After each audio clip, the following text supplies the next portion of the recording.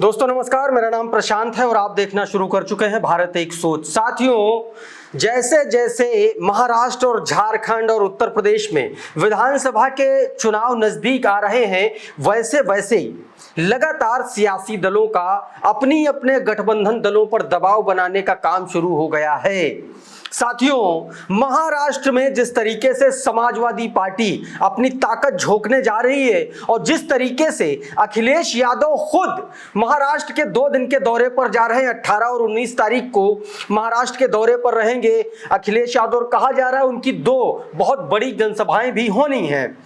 उसी को ध्यान में रखते हुए अब झारखंड में भी समाजवादी पार्टी ने अपने पैर फैलाने का ऐलान कर दिया है। साथियों, झारखंड में समाजवादी पार्टी ने सीधे तौर पर इंडिया गठबंधन के दलों से अपनी डिमांड रख दी है। झारखंड के जो सह प्रभारी हैं उन्होंने सीधे तौर पर ऐलान कर दिया है, समाजवादी पार्टी ने जिनको सह प्रभारी बना करके झारखंड भेजा है उन्होंने, और झारखंड के जो प्रदेश अध्यक्ष हैं रंजन यादव, उन्होंने सीधे तौर पर अब ऐलान कर दिया है कि समाजवादी पार्टी झारखंड की 11 विधानसभा सीटों पर गठबंधन के तहत चुनाव लड़ेगी। अगर इंडिया गठबंधन के तहत सपा को 11 सीटें नहीं मिलती हैं तो समाजवादी पार्टी इंडिया गठबंधन से अलग होकर के भी चुनाव लड़ सकती है। साथियों, आपको बता दूं कि झारखंड में 2 फेज में चुनाव है, 13 नवंबर और 20 नवंबर को, और इन 2 फेज के चुनाव में समाजवादी पार्टी की कुछ जिलों में मजबूत स्थिति मानी जाती है। इनमें चतरा और पलामू 2 ऐसे जिले हैं जहां पर सीधे तौर पर समाजवादी पार्टी ने इन दोनों जिलों की सभी सीटों पर अपना दावा ठोक दिया है। साथियों, प्रदेश अध्यक्ष केशव यादव उर्फ रंजन यादव ने और जो प्रदेश के सह प्रभारी हैं जिनका नाम व्यास जी गोंड, पूर्व मंत्री भी रहे हैं, इन दोनों लोगों ने मिलकर के कल पलामू में एक बहुत महत्वपूर्ण, बहुत इंपॉर्टेंट प्रेस कॉन्फ्रेंस की। और इस प्रेस कॉन्फ्रेंस के बाद समाजवादी पार्टी के दोनों नेताओं ने ऐलान कर दिया कि समाजवादी पार्टी झारखंड में इंडिया गठबंधन के बैनर तले कम से कम 11 सीटों पर चुनाव लड़ेगी। और ये जो 11 सीटें होंगी ये पलामू और चतरा की सभी विधानसभा सीटें, यानी इन दोनों जिलों की सारी विधानसभा सीटों पर इंडिया गठबंधन के तहत चुनाव लड़ने का दावा ठोक रही है। और साथ में हजारीबाग की जो बरही सीट है वहां से सीधे तौर पर समाजवादी पार्टी चुनाव लड़ने जा रही है। अब साथियों, इसके बाद सीधे तौर पर इंडिया गठबंधन के लिए भी अखिलेश यादव को मैनेज करने की चुनौती खड़ी हो जाएगी, क्योंकि अखिलेश यादव ने जिस तरीके से हरियाणा में बड़प्पन दिखाया और उन्होंने कांग्रेस के कहने पर वो पीछे हट गए और कांग्रेस का पूरा सपोर्ट कर दिया, उसके बावजूद हरियाणा में कांग्रेस सरकार नहीं बना पाई। ऐसे में अब समाजवादी पार्टी ने अपने सारे पत्ते खोल दिए हैं और हर जगह पे अपना दावा ठोका है। महाराष्ट्र में जो समाजवादी पार्टी है साथियों, वो 12 सीटों पर चुनाव लड़ने की तैयारी कर रही है। और आपको बता दूं कि किस तरीके से बीते दिन अबू आजमी, जो महाराष्ट्र के समाजवादी पार्टी की जो प्रदेश अध्यक्ष है, विधायक भी हैं, उन्होंने सीधे तौर पर कह दिया कि इंडिया गठबंधन, वहां पर जो महाविकास आघाड़ी का गठबंधन है उसकी तमाम सारी मीटिंग्स हो चुकी है और उनको मीटिंग में नहीं बुलाया जा रहा है। उनको सिर्फ एक बार मीटिंग में बुलाया गया, वो भी 5 मिनट के लिए।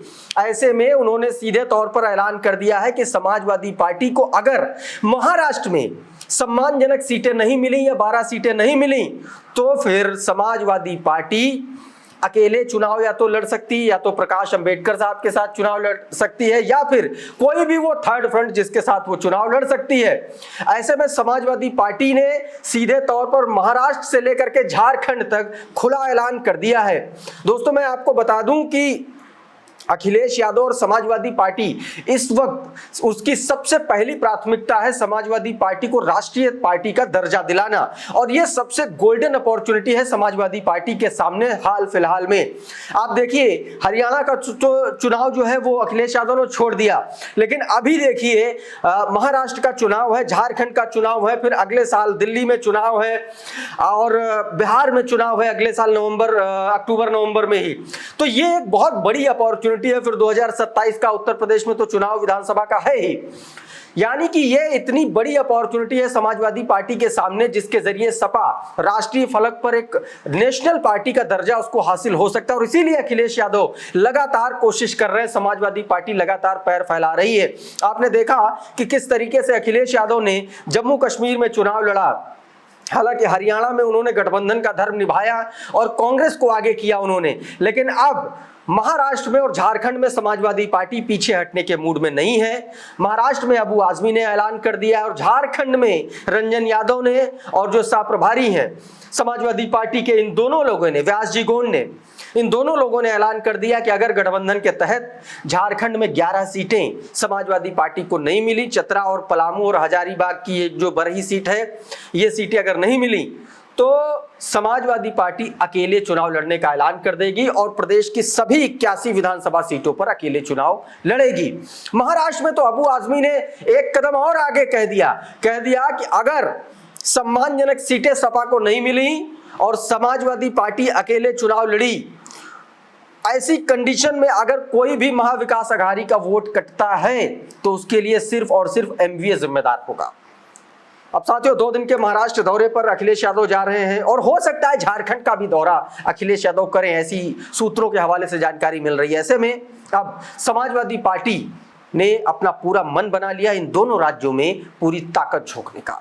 देखना होगा समाजवादी पार्टी की इस मांग पर इंडिया गठबंधन कितना विचार करता है, और अगर नहीं विचार करता तो समाजवादी पार्टी आने वाले वक्त में किस तरीके से अपनी प्लानिंग को अंजाम देगी। दोस्तों, अभी के इस वीडियो में फिलहाल इतना ही। हमारा ये वीडियो आपको कैसा लगा हमें कमेंट बॉक्स में जरूर लिख भेजिए। अगर ये वीडियो आपको अच्छा लगा, पसंद आया तो इसको लाइक कर दीजिए, इसको शेयर कर दीजिए, और अगर आप चैनल पर पहली बार आए हैं तो चैनल को सब्सक्राइब कर लीजिए, बेल आइकन दबा दीजिए ताकि इस तरीके के तमाम वीडियोस आपको सबसे पहले मिलते रहे। साथियों, बहुत बहुत शुक्रिया, बहुत बहुत धन्यवाद। आप जुड़े रहिए भारत एक सोच के साथ।